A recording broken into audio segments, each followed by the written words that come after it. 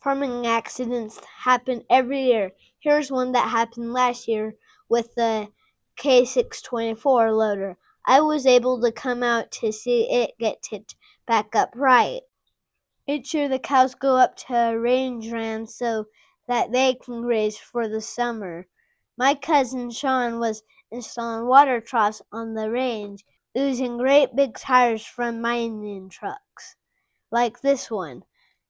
These tires are over 9 feet tall, which is then 3 feet taller than the average adult. First, the tires are placed on the leveled ground. Then 2 pipes are placed inside. One is placed in the center for overflow and the other is placed to fill the trough up. Then the trough is filled with a layer of concrete for the bottom. Here is Sean is unloading the semi-trailer with the forklift forks. These forks provide stability because they go through the center of the tire and hold the tires the best. These tires are really heavy. You can see that just with unloading them, the whole semi-trailer shakes. After Sean unloads all of the tires, he had a clamshell bucket on the loader like you see here. His son Eric was guiding him to level the ground. The bucket on the loader provides a great tool to help level the surface because it can scrape the ground. After the ground was leveled, Sean grabbed the tire, pinching it with the clamshell bucket. The loader was on a slope when he picked up the tire, so the loader's arms had to be the highest reach because the tire was uphill. The tire started sliding downhill, so Sean opened the clam portion to release the tire, for fear the tire would tear. Because the loader pivots in the middle, the downhill side of the tires were closer together, decreasing the stability on the downhill side. Once the tire was released, it threw the loader off balance and onto its side. The cab landed on the culvert, softening the fall, which mostly likely saved Sean from being crushed. Here we're assessing the damage and deciding what to do in order to tip the loader back up. A neighbor came with their D8 bulldozer. They first moved the tire so they could clear a spot and level the ground. They made several passes with the bulldozer to get the area leveled. Bulldozers are so cool, they have tracks instead of tires to provide better traction. The sound you hear is from the tracks moving.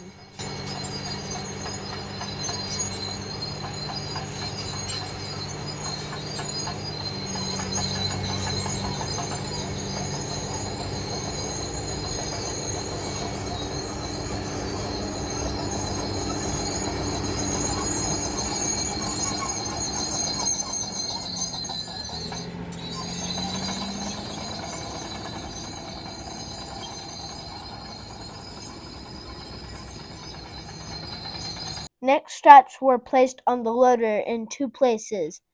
The other ends were connected to the blade of the D8 bulldozer. A John Deere Backhoe was used to keep the loader rims from being bent. They went nice and slow as they pulled the loader back up.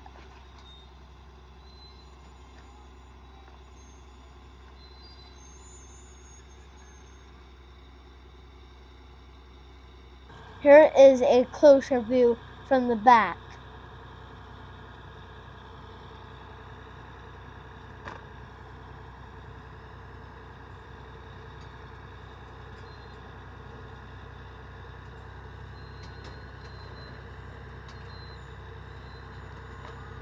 When the loader tipped over, the back left tire's bead popped off, deflating the tire. So when it was tipped back up, the tire was flat.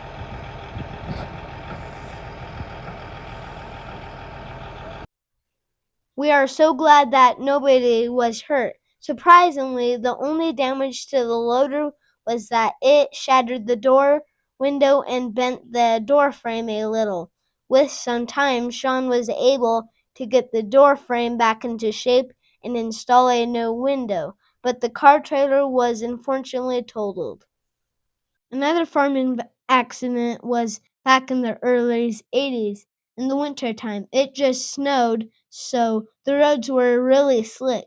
The semi had just been loaded from some grain bins that are up on a hill. Just after the hill, you have to make a turn into the gravel road, but when the semi came off the hill, because the road was slick, the tires went straight into the deep borrow pit instead of turning.